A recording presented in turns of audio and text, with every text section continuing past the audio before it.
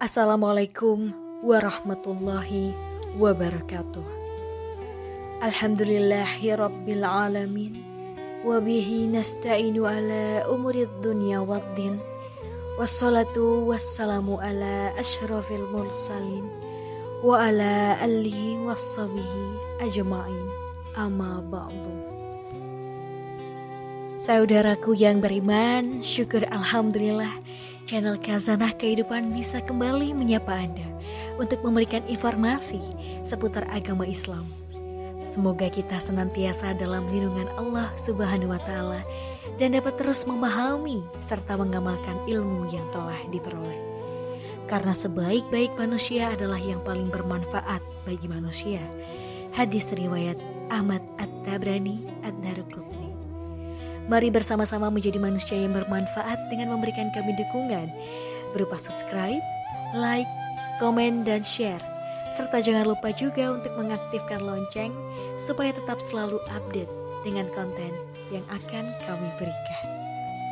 Saudaraku yang beriman, ziarah kubur adalah mengunjungi kuburan dengan maksud untuk mengambil pelajaran terkait dengan kematian dan kehidupan akhirat, serta mendoakan mayit agar dosa-dosanya diampuni oleh Allah Subhanahu wa Ta'ala. Tahukah kita, ternyata pada masa awal Islam, Rasulullah Shallallahu Alaihi Wasallam pernah melarang umat Islam untuk melaksanakan ziarah kubur. Hal ini dimaksudkan untuk menjaga akidah umat Islam, di mana pada saat itu Rasulullah Shallallahu Alaihi Wasallam merasa khawatir jika ziarah kubur diperbolehkan, sebab umat Islam yang masih lemah akidahnya akan lebih percaya dan menjadi penyembah kuburan. Setelah akidah umat Islam keluar dan tidak ada lagi kekhawatiran untuk berbuat syirik, maka Rasulullah Shallallahu Alaihi Wasallam memperbolehkan para sahabatnya untuk berziarah kubur.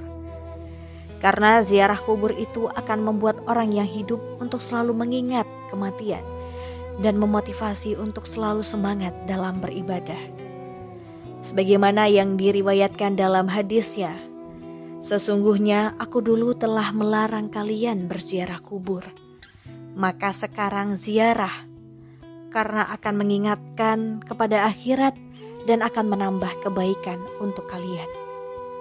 Dengan menziarahinya, barang siapa ingin berziarah, maka lakukanlah dan jangan kalian mengatakan hujurat atau ucapan-ucapan yang batil. Hadis riwayat Muslim. Saudaraku yang beriman, pada kesempatan kali ini kita akan membahas hal penting dari adab yang perlu diperhatikan ketika berziarah kubur. Yang pertama, mengucapkan salam kepada penghuni kubur. Mengucapkan salam kepada penghuni kubur adalah adab atau sunnah pertama yang harus dilakukan. Ucapan salam ini dilakukan sebagai bentuk penghormatan dan doa yang disampaikan orang yang melakukan ziarah kepada mereka yang telah meninggal. Anjuran mengucapkan salam ini hendaknya dilakukan saat memasuki kawasan kuburan atau hanya sekedar lewat di areal perkuburan. Adapun ucapan salam ini sebagaimana termaktub dalam sebuah hadis. Assalamualaikum ahlaz ziyari minal mu'minina wal muslimin. Keselamatan kepada penghuni kubur dari kaum mukmin dan muslimin. Kami insya Allah akan menyusul kalian semua. Aku memohon keselamatan kepada Allah untuk kami dan kalian semua. Hadis riwayat Muslim. Adab dalam berziarah kubur selanjutnya adalah disunahkan untuk tidak memakai alas kaki saat berjalan di atas kuburan. Hal ini bertujuan untuk menghormati para penghuni kubur yang ada di area pemakaman. Sebagaimana yang dijelaskan dalam sebuah hadis. Wahai orang yang memakai sandal, celakalah engkau, lepaskan sandalmu. Lalu orang itu melihat, dan tatkala dia mengetahui bahwa yang menegurnya adalah Rasulullah, maka dia melepas dan melempar sandalnya. Hadis riwayat Abu Daud. Imam Ahmad berpendapat bahwa larangan Rasulullah Shallallahu Alaihi Wasallam terhadap seorang laki-laki yang memakai sandal di kuburan dalam hadis di atas hanyalah makruh, dan tidak sampai pada derajat yang haram. Artinya bahwa masih diperbolehkan menggunakan sandal ketika memasuki kuburan jika memang dirasa tidak memungkinkan. Hal ini didasarkan pada sebuah hadis. Sesungguhnya seorang hamba apabila telah meninggal dunia, ketika diletakkan di dalam kuburnya dan telah pergi orang-orang yang mengantarkannya, sungguh hamba tadi mendengar suara sandal-sandal mereka. Hadis riwayat Bukhari dan Muslim. Yang ketiga, berziarah berarti mengunjungi ahli kubur yang sudah meninggal. Salah satu hal yang diberikan kepada ahli kubur yang sudah meninggal adalah doa kita untuk mereka. Karena sesungguhnya tidak ada yang paling diinginkan oleh ahli kubur selain kiriman doa dan amal kebaikan yang dihadiahkan untuk mereka. Hal ini sebagaimana dijelaskan dalam sebuah hadis. Seorang mayat dalam kuburnya seperti orang tenggelam yang sedang meminta pertolongan. Dia menanti-nanti doa ayah, ibu, anak, dan kawan yang terpercaya. Apabila doa itu sampai kepadanya, maka itu lebih ia sukai daripada dunia berikut segala isinya. Dan sesungguhnya Allah menyampaikan doa penghuni dunia untuk ahli kubur itu sebesar gunung. Adapun hadiah orang-orang yang hidup kepada orang-orang yang mati ialah memohon istighfar kepada Allah Subhanahu wa Ta'ala untuk mereka dan bersedekah atas nama mereka. Hadis riwayat Ad-Dailami.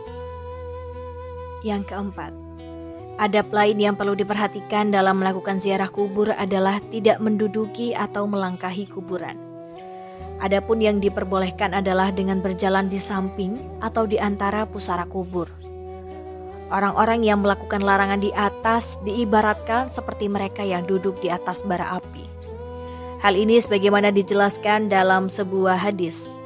Sungguh, jika salah seorang dari kalian duduk di atas bara api sehingga membakar baju dan menembus kulitnya itu lebih baik daripada duduk di atas kuburan. Hadis riwayat Muslim.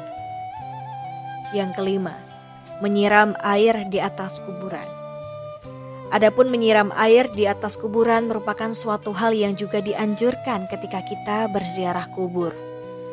Hal ini telah menjadi kebiasaan di masyarakat Muslim. Saat ini, kebiasaan ini bukan tanpa landasan hukum, melainkan hal ini adalah sunnah.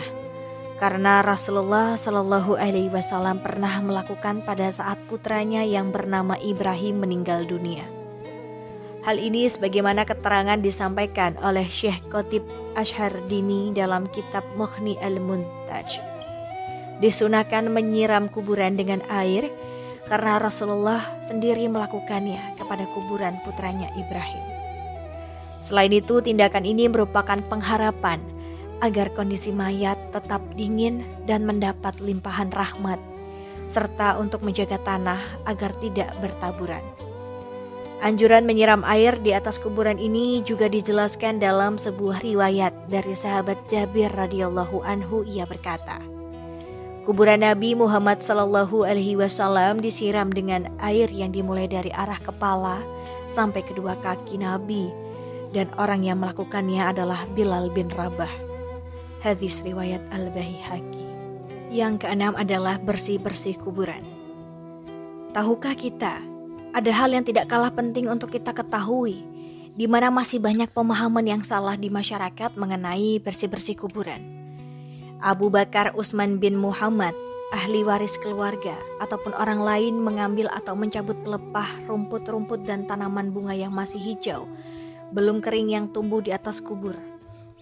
Alasannya dikarenakan rumput yang tumbuh di atas kuburan itu senantiasa berzikir, meminta ampun untuk mayit yang ada di dalam kubur tersebut.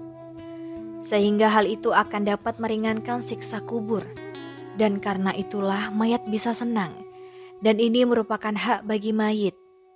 Namun jika rumput sangat banyak, semisal sampai menutupi fisik kuburan, maka merapikannya untuk tujuan perawatan itu tidak menjadi masalah. Dalam hadis riwayat Ibnu Hibban, Abu Hurairah dan para sahabat yang lainnya berjalan bersama Rasulullah Shallallahu Alaihi Wasallam.